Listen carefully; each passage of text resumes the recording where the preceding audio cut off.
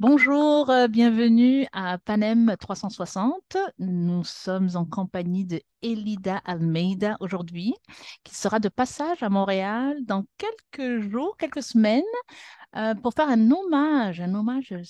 très spécial à la chanteuse, la diva qu'on appelait la diva aux pieds nus, Césaria Évora, qui nous a quittés malheureusement il y a presque 14 ans maintenant, hein. Ça commence à faire beaucoup. Alors, bienvenue Elida, je suis Merci. Sandra Gassana, c'est moi qui vais faire l'entrevue avec vous et je suis ravie de vous rencontrer virtuellement. Merci, enchantée. Ça fait plaisir. Hmm. Alors déjà, j'étais surprise de savoir que vous parliez français. Où est-ce que vous avez appris le français? Un peu, je parle pas, je suis pas Edith Piaf, mais je parle un peu. Je peux avoir une conversation avec des gens. Je peux parler sur scène, faire un spectacle, expliquer des paroles de mes chansons en français. Au Cap-Vert, on commence à étudier français très tôt à l'école. Mais moi, j'ai commencé à étudier plus tard. J'avais, je sais pas, 14 15 ans. Et, euh, et là, quand j'ai commencé à étudier, j'étais tombée d'amour pour français, tout comme ça, vite fait. J'aime pas anglais, j'aime pas bien. Je parle aussi. Et j'étais obligée d'apprendre pour aussi donner des interviews, pour faire des spectacles en anglais. Mais c'était pas un passion, c'était pas. Français m'a toujours conquis mon cœur. Voilà, et j'ai commencé à pratiquer. J'ai bossé avec des gens qui sont français aussi, qui parlent français aussi. Donc, ça m'a aidé beaucoup. Super. En tout cas, en tant que professeur, je suis professeur de français aussi et je trouve que vous parlez très très bien. Ah, merci. Parfait. Merci. Alors, justement, vous avez commencé tout à l'heure à dire que vous avez célébré votre anniversaire hier. C'était le 15 février, hein? Ouais, ouais, Et c'était comment vous avez célébré? Cette fois-là, c'était différent parce que j'ai deux fils, ils sont tous loin de moi. Mon fils est au Portugal et ma petite fille est au Cap-Vert avec son père. Donc, j'étais tout seule à la maison depuis le matin. C'était différent, hein. J'ai eu prendre du temps pour digérer le parti d'être tout seul. Mais à la fin de journée, j'ai un petit ami ici qui m'a fait une grosse surprise avec des cadeaux de toute la famille, avec des fleurs. Donc, à la fin, c'était bien passé. Super. Joyeux anniversaire en tout cas, une journée en retard. Alors, on va rentrer dans le vif du sujet. Comment vous êtes rentré dans ce projet du Césaria Evora Orchestra? Comment vous avez intégré ce groupe? Je pense que ce projet-là existe depuis juste après le mort de Césaria. Euh, Moi, j'étais une fois à Paris. C'était avant de travailler, de commencer à travailler dans mon deuxième album. J'étais partie à voir un spectacle d'orchestre. Il y avait des autres artistes. Il y avait Loura, il y avait Nance, il y avait Lucibel, il y avait Jennifer Soledad. Donc j'étais là. Je ne me rappelle pas c'était où la salle. Et waouh, c'est bien l'ambiance, les musiciens, le backstage. C'est tout un truc très Cap-Vert, très chaleureux. Et depuis là, j'ai commencé à faire partie de ce projet-là depuis 2018, 2019, je ne me rappelle pas bien. Voilà, je me sens vraiment heureuse et privilégiée de faire partie de cette projet qui c'est beau, qui amène beaucoup de l'énergie du Cap-Vert, de soleil, de l'amour à base du Cap-Vert partout dans le monde. Super. Et qui se charge justement de recruter des artistes? Parce qu'il y a des artistes qui rentrent, qui s'en vont, qui sont de passage dans le projet. Qui gère ça? Euh, je sais pas. Je sais pas. Moi, je sais que mon manager, José da Silva, C'est aussi le manager, je pense, de projet à César Orchestre. Donc, il m'a demandé si je voulais faire partie du projet. Je dis, ouais, pourquoi pas, parce que c'est différent, il y a un public différent de qu'est-ce que moi j'ai, c'est dans une autre ligne de qu'est-ce que moi j'ai fait. Donc, pourquoi pas, et je peux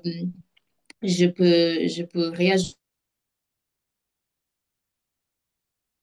et qui va me servir dans mon carrière. Donc, j'ai décidé de faire partie de ce projet-là, mais je pense que il y a pas, par exemple, il y a pas mal de concerts où j'ai pas été parce que j'avais mon projet, j'avais un concert de mon projet. Donc, c'est pas qu'il y a des artistes résidents. Nous quatre, en ce moment-là, moi, Lucibel, Tiof et Seusani, c'est des artistes qui font plus d'orchestres, mais par exemple, on peut aller dans un pays où l'organisation il veut un artiste différent. Donc, il demande, il réajoute sur nous êtes déjà là et on fait le. Mais c'est pas que nous sommes résidents quand même. Ça c'est bon, ça c'est bon. Et ça, j'imagine que la chimie change aussi selon les artistes, ça Ouais. rajoute. Alors, vous avez mentionné les autres artistes. Les autres, je ne les connaissais pas. Vous, je vous connaissais dans les réseaux sociaux. Je vous suis depuis quelque temps. Et je pense que c'est RFI, peut-être, le prix Découverte RFI Mhm, qui a fait en sorte que je vous connaisse. mhm. Parlez-nous des autres qui vous accompagnent à Montréal dans quelques semaines. Qui sont-elles? Ils aussi. Ouais, il y a le plus jeune, le papa du groupe qui est Tiof Chantre. C'est un monsieur très gentleman, super sympa, qui écoute beaucoup, qui est là, qui écoute tout, que de temps en temps dit des trucs, comment on dit, sages, Un des sage, conférences. oui. C'est le sage du groupe. Je pense que c'est le compositeur qui a plus écrit, qui a écrit pour la Césaria, Césaria a chanté le chanson des compositeurs qu'elle a chanté, c'était plusieurs de Théophile Chantre. Donc, lui, il habite en France, à Paris. Il y a Lucie Bella qui s'est en voix du Cap-Vert. Euh, qui, je pense, elle commençait à faire partie du projet avant moi. Il y a Suzanne aussi qui est de Saint-Vicente, qui, elle, c'est la dernière à arriver. Elle est arrivée depuis quelques mois. Et sinon, moi, que je suis là depuis 2018-2019, je ne me rappelle pas bien. Très bien. Donc, vous, vous êtes parmi les, pas les petites premières, mais ça fait un petit Oui, moment que vous êtes là. ouais, c'est OK, ça. super. Et qu'est-ce qu'elle représente, Césaria Evora, pour vous? Et comment ce projet-là commence à impacter votre carrière aussi? J'ai commencé par exemple, à chanter dans des scènes que j'ai jamais imaginé qui pouvaient arriver très tôt comme ça des grosses festivals, des venues, the big stage, big venue. Euh, et moi-même, avec mon projet, j'étais pas encore arrivée là. Donc, c'est un projet que, comme j'avais dit, c'est un style différent de ce que moi j'ai fait. Donc, on a des publics qui c'est pas mon public. Euh, donc, j'ai eu cette chance-là de promener un peu dans le monde, d'être dans des gros festivals un peu partout dans l'Europe et aux États-Unis aussi. Et au Cap-Vert aussi, on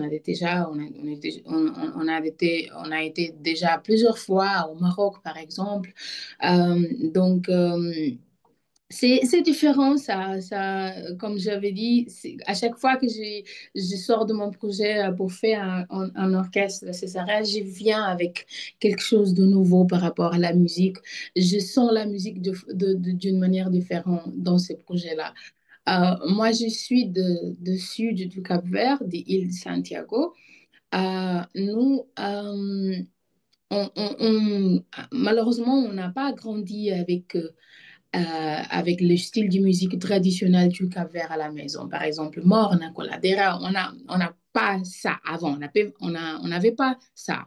Donc, moi, j'étais grandi avec des styles de musique, par exemple, Funana, Taban, Kabatuk, les styles plus festifs, plus dansants. Qu'est-ce que je fais, moi, dans mon projet? Donc, moi, depuis que j'ai, jusqu'à mon, je sais pas, mon 18 ans, c'est comme si je ne connaissais pas forcément Césaria, parce que j'ai pas grandi à écouter. J'ai grandi à écouter des artistes, des Boulimonde, des Toubaronge, des Lourds, etc., etc. Donc, c'était un peu quand j'étais arrivée à Ville de Praia pour étudier que j'ai commencé à écouter mes collègues, des jeunes talents, à commencer à chanter des coladères, des morts dans le soirée du Capital et tout ça. J'aime bien ça. Et c'est après là que j'ai commencé vraiment à écouter, forcément, j'ai commencé à composer des chansons avec ce type d'influence-là parce que j'ai commencé à écouter beaucoup et ça mélange tout dedans et ça sort comme ça. Mm. Donc, j'ai commencé à faire beaucoup de coladères et des mornes aussi, des autres genres musicaux du Nord. Ça, c'est bon. Et comment vous expliquez que justement, même après 14 ans, les gens en veulent encore du Césaria Evora? C'est comme si elle est partie, mais c'est comme si on ne veut pas accepter qu'elle soit partie. Et comment vous expliquez cette influence qu'elle a eue à travers le monde, finalement, Ouais. même 14 ans plus tard? Ouais, depuis que j'ai commencé à faire partie de ce projet-là, j'ai commencé à comprendre la, comment dire ça, la, comment Mm. elle était vraiment énorme, comment elle était vraiment grande. À chaque fois que, par tous les pays où j'y vais pour faire des tournées avec mon projet, quand je commence à parler avec les gens, avec des journalistes et tout ça, tous les gens connaissaient Césaria. Tous les gens parlaient de sa musique. Donc, j'ai commencé à comprendre comment elle était et comment elle était tellement connue partout dans le monde.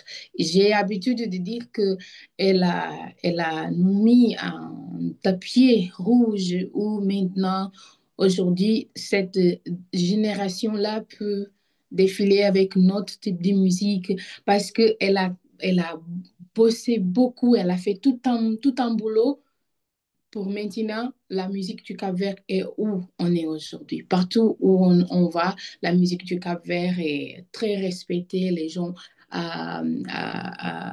vont au spectacle du Cap-Vert. Des artistes qui ne connaissaient pas, ils sachent qu'ils viennent du Cap-Vert. Donc, le Cap-Vert, ça donne les... Je vais écouter la musique du Cap-Vert. Donc, il c'est Césaria et avec son équipe, avec tous les gens qui ont bossé avec elle, qui a eu fait ce boulot-là. C'est vrai, elle a ouvert la porte pour vous tous, hein? Ouais, Les ça. Mayra Andrade aussi que je suis beaucoup. Dino Santiago, je pense, c'est lui Ouais, ouais. aussi qu'on a connu en fait avec tout ça. Alors, vous, on a parlé du prix RFI Découverte. Mhm. Qu'est-ce qui s'est passé depuis ça? Depuis RFI Découverte, comment votre carrière a changé? Beaucoup de choses, beaucoup de choses. Il y a quelques semaines, j'étais à Tunisie. Il y a un journaliste que j'ai connaissé depuis que j'ai commencé à chanter. Il m'avait dit, toi, tu es un des artistes, des gagnants de prix RFI qui est toujours sur la route, qui chante toujours, qui a construit une carrière. Donc il m'avait dit, ok, j'ai arrêté à penser et vraiment, on a bien profité de cette chemin-là qui prix RFI nous avait fait.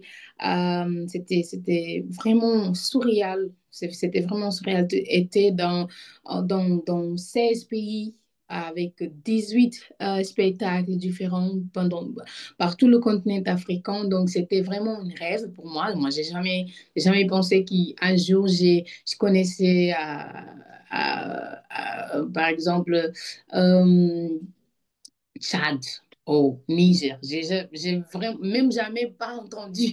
Donc, et un jour, j'étais là. Waouh, c'est différent. Nous,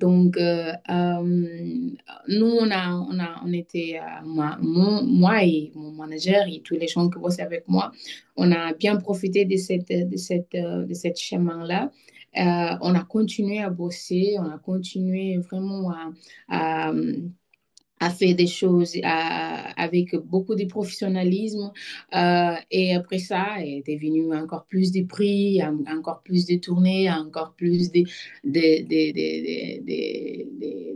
pays que j'ai connus. Maintenant, j'ai connu plus que, je sais pas, je me rappelle pas, mais plus que 60 pays dans le monde. Donc, c'était beaucoup. Et on a réussi de faire tout ça parce que moi, surtout moi et mon manager, on a vraiment bossé avec beaucoup how do you say? Détermination. Détermination, focus, Mm. voilà, et on est là. Super. Alors, vous avez mentionné aussi que vous avez des enfants. Comment vous gérez votre vie de maman et votre vie d'artiste? Avant, c'était pas très difficile parce que mon fils, il habitait avec son père depuis qu'il était un un an et quelque chose. Moi, j'étais en train d'étudier, donc je finis mon secondaire. Après, j'ai commencé à faire de l'université. Donc, il a eu tout son vie loin de moi. Pas loin, mais à chaque mois, il était avec moi. C'est comme si on était habitué de nous voir une fois par mois ou quelque chose comme ça. Après, il était venu à vivre avec moi à Praia. Donc, mais il comprenait tout le temps. Il comprenait tout le temps que je ne suis pas tout le temps à la maison. Il comprenait tout le temps qu'il faut que je parte pour travailler, pour lui donner tout ce que j'avais pas, que je n'avais pas dans ma vie. Mais là, j'ai travaillé une étape différente parce que je viens d'être mère encore. Ma petite, elle a 10 mois. Elle a 10 mois. Donc, c'est différent. À chaque fois, elle est avec moi sur la route. Il y a des fois qu'elle reste à la maison avec son père et son frère. Et là, cette fois-là, je vais partir lundi. Mardi, je pense, aux États-Unis. Et là, elle a parti avec son père avant moi. Donc, c'est la première fois que je suis à la maison.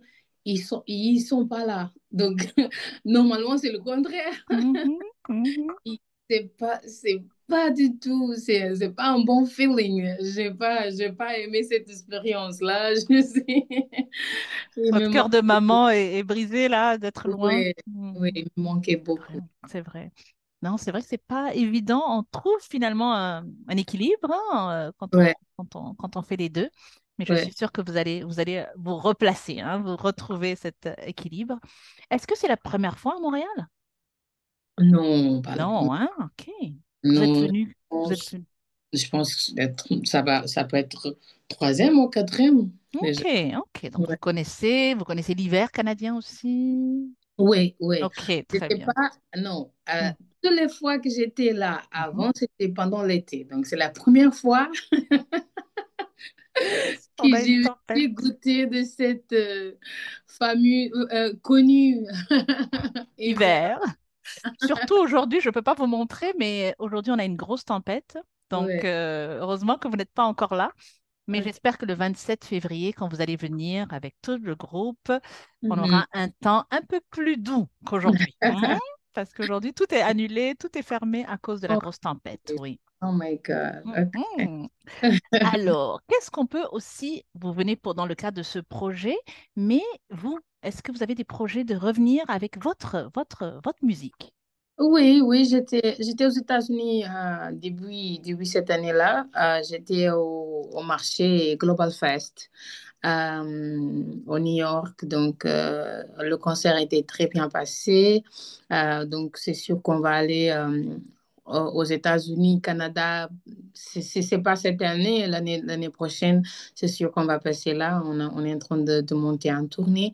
Donc, j'espère que bientôt. J'ai pas sûr, c'est toujours cette année-là, mais l'année prochaine, c'est sûr qu'on va être là. Très bien. Et nous, on sera là avec Panem 360 pour vous D'accord, entretenir encore une fois, mais sur votre projet. Hmm. d'accord, j'espère. Alors, en attendant, on vous attend le 27 février au Théâtre Maisonneuve avec toute l'équipe et on vous souhaite un bon séjour en Amérique du Nord avant le Merci, 27 en tout cas. merci beaucoup. Merci beaucoup, puis parabéns pour votre anniversaire encore. Oh, merci, c'est gentil. Merci beaucoup. Bye bye, à très Merci, bientôt. Au ciao. revoir.